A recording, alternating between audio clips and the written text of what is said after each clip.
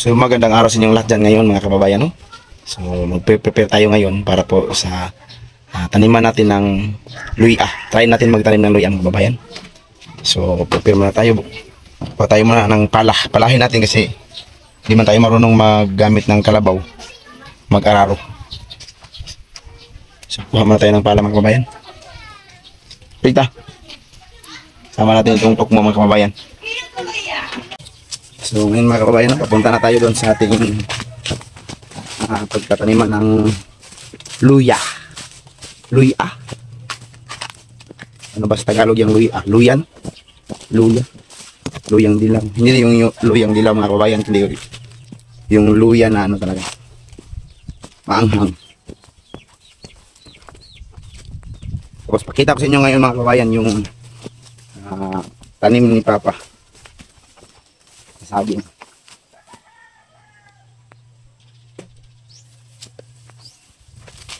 Dito po yung alam ni Papa na mga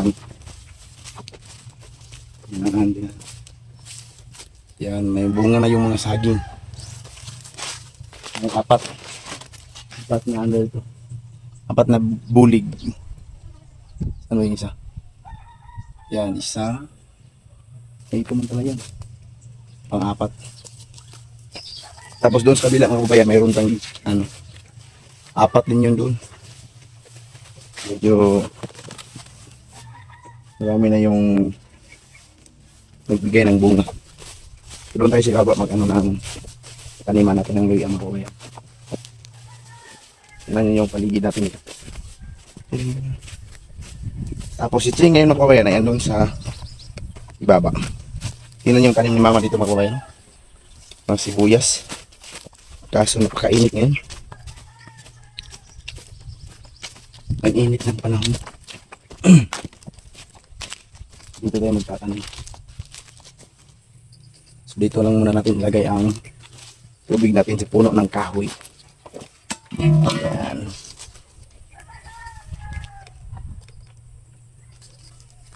Mabuti at mayroong malaking kahoy dito mga kababayan. Ayan.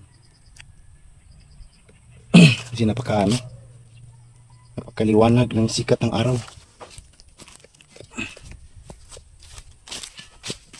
Dito tayo magtatanim tayo dito ng luya.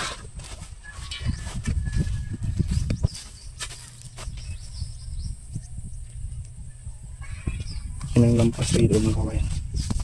Doon siguro si Papa. Tapos yan ay yan mga kabayan. Tanim yan ni Taukits. Maisa ni Taukits yan. May naggalas pala ngayon mga kabayan. Siguro si Papa yung andyan. Naglinis. So magsimula muna ako mga kabayan ng papala ng lupa para po sa taniman ng luya.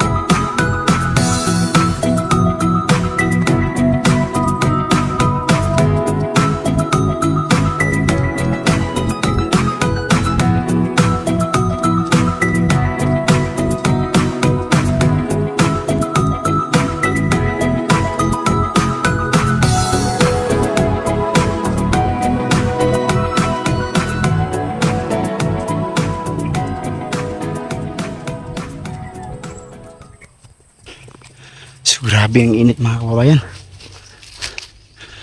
Yun yung ano natin, maliit pa. Talagang napakainit. So magpahinga muna tayo mga kababayan kasi po hindi makayanan yung init. Para tayong mawalan ng hininga. Kalabaw nga, apat pa nga yung paa pero nagpapahinga din. Tayo pa kaya. Medyo ano na yung busis ko dahil pa siguro sa panahon ngayon napakainit. Tingnan nyo yung paligid natin mga kababayan ha. Yan. So mayroon pong nag ano doon no? Sinindihan yung ano nila. Galas nila. Baka init pa naman.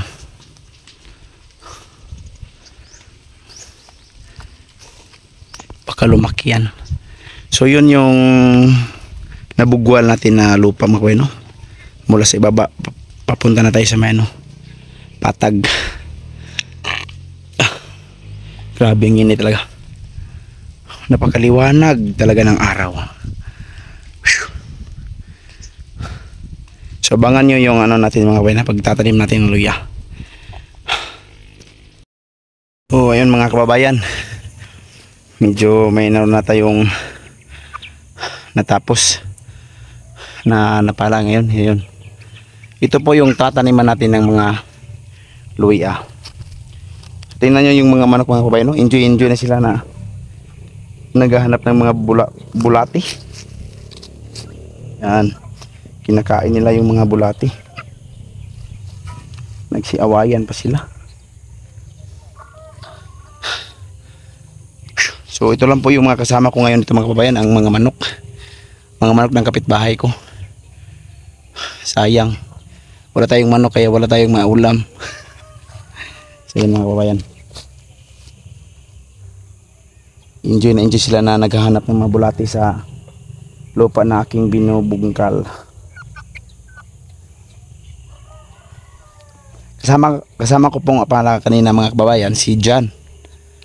Yung kaibigan natin dito sa Malambuon. Tinulungan niya ako dito kanina. Pagbubungkal ng lupa. Happy. Nakakahingal, nakakapagod. Ito po yung mga ensayo dito sa kabukiran mga kababayan. Pasensya na kayo sa busis ko kasi medyo paos. Tingnan nyo yung view dyan mga kababayan no? Yung sakahan ni Tao Kids, yung nasa bungtod sa bundok. Maisa niya yan.